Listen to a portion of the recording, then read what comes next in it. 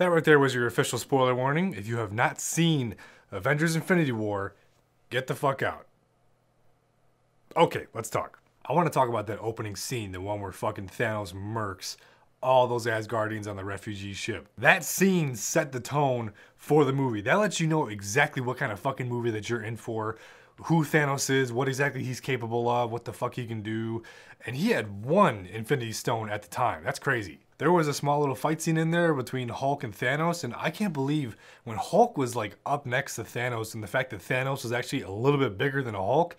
Holy shit. I like that they did that like size comparison thing where they showed you just how big this motherfucker is and exactly who and what he can go toe to toe with. He literally knocked the fuck out of the Hulk. That's the whole scene is just letting you know what this guy can do right off the bat. He fucking crushes Loki's neck and he impales Heimdall with a fucking spear. Those two characters are dead for sure. They're gone forever. Okay, I'm actually going to get this point out of the way. Throughout my spoiler-free review, I was talking about a character that I wish was in the movie more. That character is the Hulk. He hulked up once at the very beginning when he was fighting Thanos, and Thanos straight whooped his ass.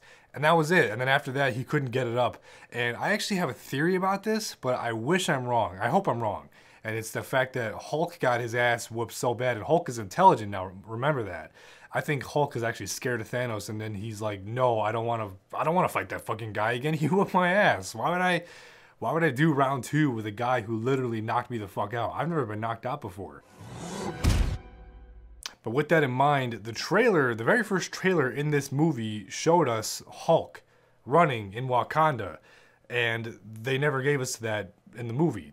That scene is nowhere to be found in the movie. I wish it was. I wish Hulk was Hulk at least once more. I wish Bruce was Hulk once more. Just at the very end, I think the outcome of this movie would have remained the same. I think the movie would not have changed a bit, even if the Hulk was there to fight Thanos at the end, which we will talk about. One of the many reasons why this movie is so huge is because of its ensemble of characters in the roster, of Avengers, of side characters, of villains alike. And I think, to me, it's important to decide who my top 5 favorite characters were, meaning what characters were done absolutely right in this movie. And in no particular order, obviously you have the big two, which is Tony Stark and Captain America. For obvious reasons, Tony Stark, but Captain America was actually kind of a surprise to me because I didn't think he was going to be in the movie this much. I thought he was just going to be in Wakanda the whole time. Well, actually, he is in Wakanda pretty much the whole time. But surprisingly, he had a lot of screen time and a lot more dialogue and a lot more like moments that I thought that he was going to have. I don't know. I just thought him being in hiding this whole time was going to make him kind of like, not a B-list character, but just more of like a quiet kind of push-back character now. The kind of character you're not really going to explore too much or have real development, which is true for the most part, but still a lot more scenes than I anticipated him to be in. Another character that I thought stood out was Thor, for obvious reasons, of course. So far we have 3 main Avengers, but Thor, his first 2 movies to me, his first solo movies kind of sucked ass to me, both of them, I think. He was great in both of the Avengers before this. Thor Ragnarok was fucking amazing. I love that movie, and I think this movie just seals the deal that Thor is getting better. Nothing against Chris Hemsworth, I'm just saying Thor and Thor the Dark World, you have those two way over there, and then all of a sudden you have Avengers Infinity War where he's fucking, that entrance, Thor's entrance in Wakanda, I was wet. Is that too much to say? I think it is. Just letting you know that they're constantly reminding us that Thor is mighty. Interesting character that I thought really stood out in this movie was Doctor Strange. Mainly for that fight with Thanos on Titan, the planet Titan. He was going toe-to-toe with Thanos while Thanos had 4 Infinity Stones. That shit is fucking crazy. And Doctor Strange wasn't even using the time stone. He didn't have it on him. Come to think of it, that probably is a flaw of the movie. The fact that Doctor Strange totally could have used the Eye of Agamotto. But I see what they were trying to do. They were trying to beat his ass without using the stone, just so they didn't give it to him. I understand. And the last character I'm actually really surprised I enjoyed the fuck out of in this movie is actually Gamora. But I mean, I guess that comes with it when you're the daughter of your movie company's like biggest, baddest fucking villain for 6 or 10 years, whatever the fuck it is. Gamora has a lot of things going on for her in this movie, man. Like her relationship with Nebula, that's developing. Especially, okay, can we talk about that scene where fucking Thanos is like pulling her apart? That shit, I'm not gonna lie, that was really hard to watch for a character, for kind of like a B-list character. She was a villain in the first one, but still, that was hard to watch, man. I was like, oh, oh fuck, that is so cool, but also like so fucked up at the same time. Great scene. The big obvious reason why I think Gamora stood out in this movie was her big scene, which was the end, which was her death scene. It fucking sucked that she died. All I'm gonna say about the scene is that Thanos got some shit going on up here, and no doubt killing Gamora is gonna have a huge toll on him in the fourth Avengers film. Zero doubt about that in my mind. By the way, I just wanted to say, side note, I really liked how Thanos, like, you can actually see him using the fucking Infinity Stones. Whatever stone he uses, you can actually see it glow up. I don't know why. Shit like that's cool to me, and I like just seeing what the stones can do. I love the way that Thanos uses the Infinity Stones and the gauntlet like a weapon. It's just cool. Okay, let's talk Endgame here. Let's talk about the very end of the movie, what it means for the movie itself, what it means for the future of Marvel. Let's talk about it. Thanos ends up getting all 6 Infinity Stones, so my prediction on that was wrong. The Soul Stone was not in Wakanda. I was wrong about that prediction. Adam Warlock was nowhere to be found in this movie, so I was way off about that prediction. So he gets all 6 Infinity Stones, and then he just fucking snaps, and life just starts going. With all that being said, I have a list here of all the Avengers who were withered away because Thanos snapped his fucking fingers. So we already know about Loki and Heimdall. They're not Avengers, but they're still big enough characters at the beginning of the movie who died. Then we already know about Gamora. Thanos straight up fucking murked her ass.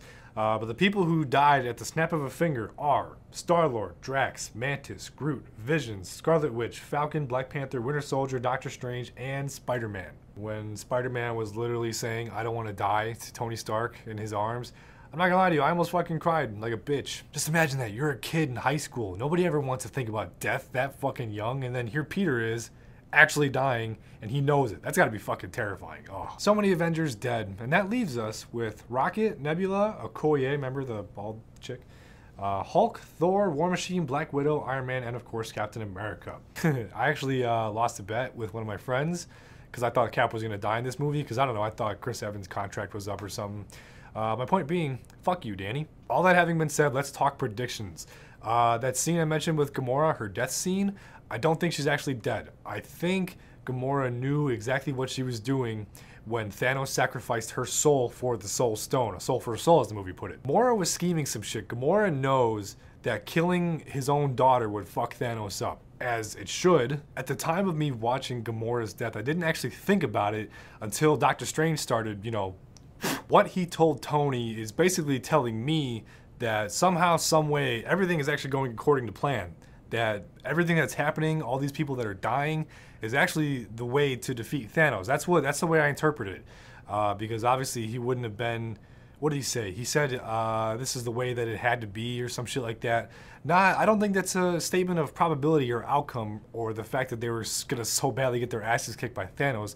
I think that's Doctor Strange saying that this is actually working. With that being said, I actually don't know exactly how it's going to play out, obviously, as nobody does, but I think Thanos at some level is going to have to want to give up the Infinity Stones. Do I think he actually will give up the Infinity Stones? I don't know.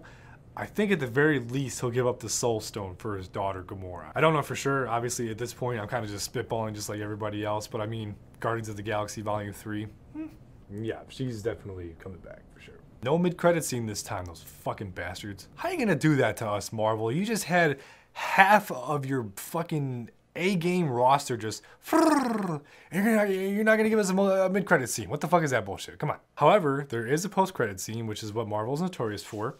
It involves Nick Fury and Maria Hill. They both die too from the fucking, the ash of the wind or whatever. But before Fury goes all Sandman from Spider-Man 3, he actually manages to page somebody, none other than Captain Marvel. We're gonna learn some shit about her. Her movie, I believe, comes out sometime early 2019.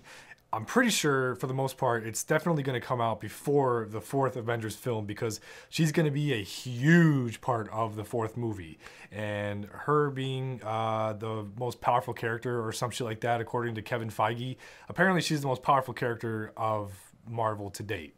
And that only makes me wonder what's gonna happen with Adam Warlock. No idea. So strap in, because we're about to see a lot of Brie Larson in the next year or two. You guys, that's all I have for you. I hope you enjoyed this new setup. I think this is definitely a pain in the ass to set up. Nonetheless, I had a shit ton of fun talking about this. This movie was great. I seriously loved the fuck out of this movie. It was not everything that it I think it could have been, but it was damn near close. I can't complain about it. So for the future of Marvel, let's see. I still have to review Jessica Jones season 2, so expect that to come out sometime soon.